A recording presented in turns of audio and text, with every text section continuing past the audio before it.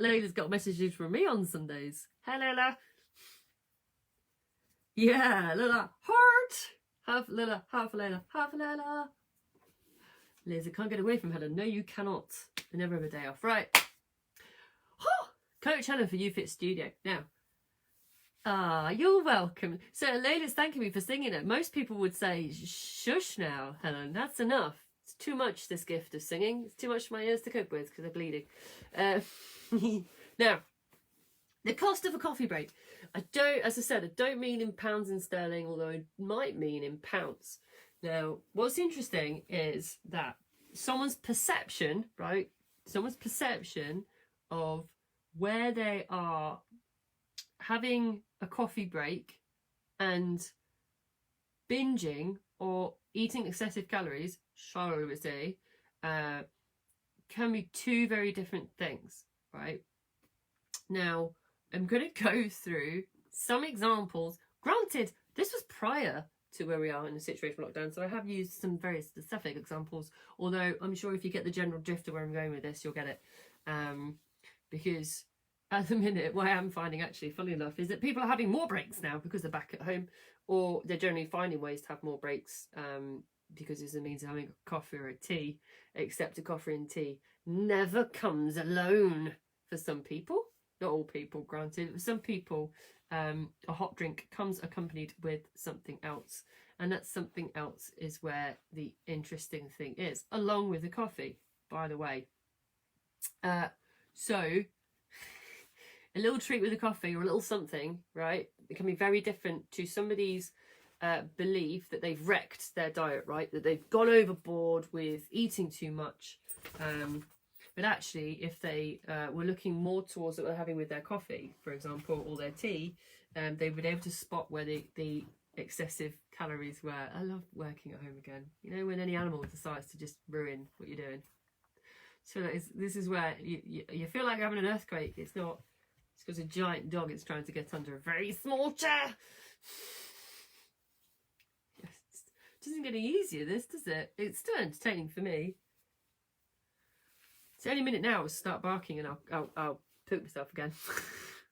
Right, so let's look at some of these examples of what I'm talking about so I can explain this. The difference between somebody having a coffee break and a small nibble and wrecking their diet or their binging or overcoming. Oh, my coffee comes with something else, if not food. Oh, yeah, Kate, we don't even get me on that, although that's... do I want to do a live on that, Kate? I don't think I want to touch that. I don't think... You and me just have a live. I'll bring you on my live and we'll talk about that, Kate, in front of everybody. Ooh, don't go down like a lead balloon. Well, there. However, concept kind of the same, I guess, to some degree, in terms of habit, Kate, which is an interesting one. Okay, so get this again, I'm going to repeat this. The perceptual difference between having something small with a hot drink and I've overate, right? The two different things, okay? So, here we go. A large mocha, right? A large mocha. And this is something that the same place sells, the coffee chain. A triple chocolate muffin, right? Get this for a banger, right? Because that's why I've played this game of higher or lower with calories, right? So a large mocha and a muffin. Let's call it a muffin because that's what it is. It's just a muffin because when you look at it, you don't look at it and go, oh, that's a triple chocolate muffin. It's just a muffin, right? So one large mocha and one muffin comes in at, get this, sit down if you're not already. Hopefully the dog doesn't get up from sitting down. I had to double check this. 7,829 calories, people. My Ross. 7,829. It's insanity. It's got everything. I think it's like, oh, no, can it be right? I think it's 780. 780. Sorry, 790. I put too many zeros on. 782. 782. Couldn't remember if it was. Could have been. 782. 782 calories versus, right, this is where somebody says, I've wrecked my diet. It's 782 calories even for the, this dog has really put me off. Large mocha and a triple chocolate muffin, right? 782 calories, 782 calories.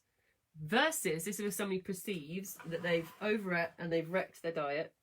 Okay, so if you had, this is because I did this on my chocolate live, curly whirly, always feel like this. Curly Welly, Liz Hurley. Curly Welly, a Crunchy, a Milky Way, and a Kinder Egg, right? So those 4 things, if someone sat at all those 4 things, right, they would perceive that they've binged and they've overate, right? So let's repeat that. So if someone sat in that, an entire Curly Whirly, Crunchy, a Milky Way, half a Milky Way, you want to define that. It's not the full 2 bars, the 1 bar Milky Way, and a Kinder Egg, right? That comes in at 489 calories for the lot, right? 489 calories, as opposed to the large mocha and the triple chocolate muffin. That's such a mouthful. It's 782 calories, right? So see how someone's perception might be. It's just a muffin and a coffee. I'm having a break. All it is a muffin and a coffee. Comes in at 700 odd calories. But actually, someone's other perception of, oh my God, I've written my diet because I've had 4 chocolate bars. God, I'm a bad person. Judgment. I've wrecked it. I've ruined everything. Right, but still at 489 calories. That's a hell of a lot less. Think about it. Okay, here we go. Right, last one. I can't even say, some of these coffees I can't even say. I feel like I need to warm up, stretch my mouth out to say the names of these coffees. A large caramel macchiato. Firstly, caramel is the devil, so I have no idea why someone would have a caramel macchiato. Someone might have to fill me in now. And this is insane. Say it again. Large caramel macchiato. I'm practicing saying these things. With 3 chocolate digestives, because that's not going mad, is it? This is 3 chocolate digestives. How bad could that be? Well, that comes in, people, at 584 calories. 584 calories for a large caramel macchiato and 3 chocolate digestives. 584 versus, right? So this is when somebody gets a pack of biscuits and goes, oh my God, Helen, I just done something. I ate half the pack. I am a bad person. I have wrecked my diet, right? Okay, it's half a pack of Oreos. Half a pack of Oreos, which is 7 Oreos, comes in at 364. So 364. And I have, so I've done a replacement one on milks and stuff. So this is also what you're having with it, as well as the drink. So it's half a pack of Oreos on their own. 7 comes in at 364 calories. Again, so comparatively, a large caramel macchiato. Say that, macchiato. A macchiato with 3 chocolate digestives, 584 calories. Hi, Nazreen. And half a pack of Oreos, 364. No, can you see where I'm going with this? When I said about the perception of somebody sitting or saying, Helen, I've binged, I've killed my diet, can't believe it, blah, blah, blah. And yet the challenge might be, it's not about the choice of those things, it's where you may be inadvertently adding in calories on something that seems perceptually quite small, but actually kicks a hell of a lot in terms of calories.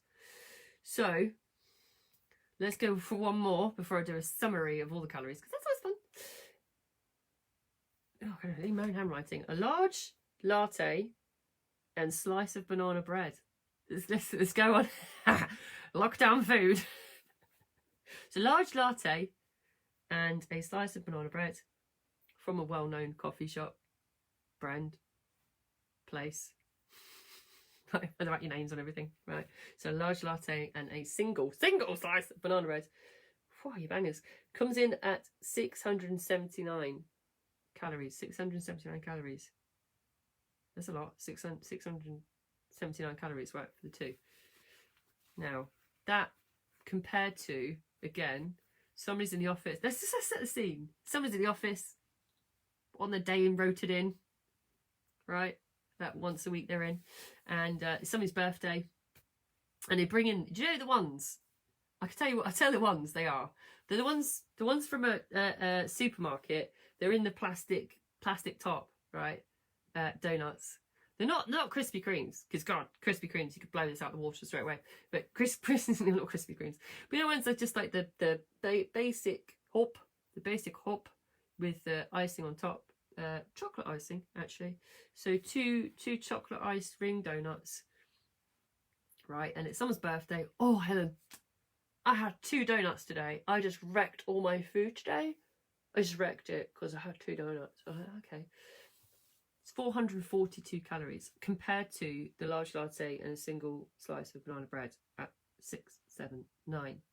So what's interesting is that the little snack if you're not kind of aware of the overall picture, can go unnoticed, right? So just a coffee and a small thing can go really unnoticed, because if you think about what's coming with this coffee or tea, I mean, I didn't do the calories of the tea, can't lie, right?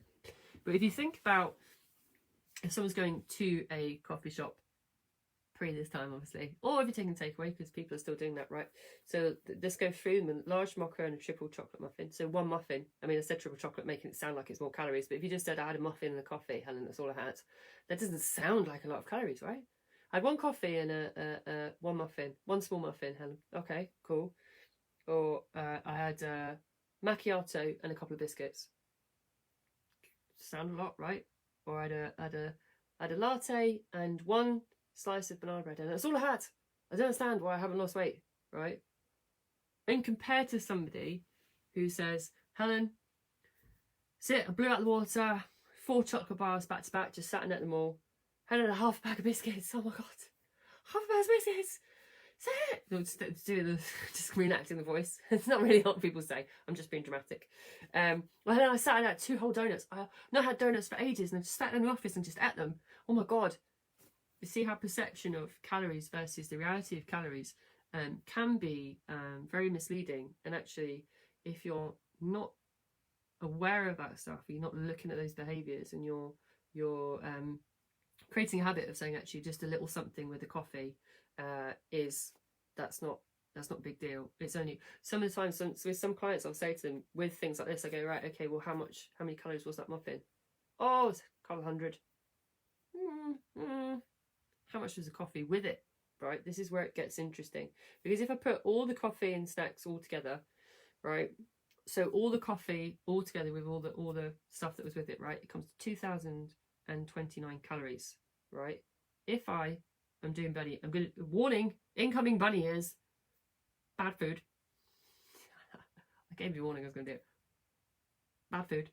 So bad food altogether, 1,295.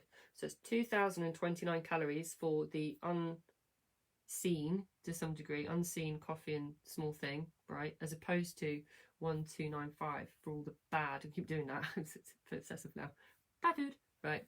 1,295. So actually, it's not that I'm saying that one is better or worse. I'm not saying that one is an easier option. What I'm saying is that sometimes your someone's view and understanding of nutritional calories and what is a treat, or what is something off plan, whatever you want to label it as, your 20% off, right, or 30% off, whatever it is, right?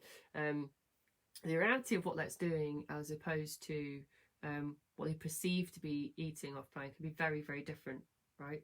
Because the impact of that can be different. If someone's doing this a couple of times a week, for example, or even once, to be fair, when you look at some of these calories, if it's just once, is that going to compensate for all the other meals or food choices? Depending on the person, arguably not. Depending on how active they are, arguably not at this time, right? If someone's not particularly overly active. So is that possible that it would stop someone moving forwards in their goal? Yes. Yeah. 600 odd calories, yes, is enough for some clients, right? Depending on the individual. So this is where it can be interesting, your perception. So the challenge is merely to think about your perception of how much your coffee is costing you, right? That was the name of the game, right? That was the name of the live. How much is it costing you? Like, Kate, we can come back to how much that's costing you in a different level with your coffee and your habit with that, right? Haven't forgotten, Kate. Never forget. So recap. Essentially, I don't need to recap all of it because I kind of recapped it in the calories, right? The main thing is that to understand that either you're adapting what you're having, right, as Hafsa's doing, so Hafsa's adapting what she has in the drink, so she understands the calories of the drink, or understanding that and the thing you're having with it is still not going to be enough to compensate. Because if you say, for example, you take the drink down to 100 calories, you're still looking at 300 to 400 calories for the item that you're having with it, potentially, right? Even if it's small, calorifically packs a punch, I guess is the best description.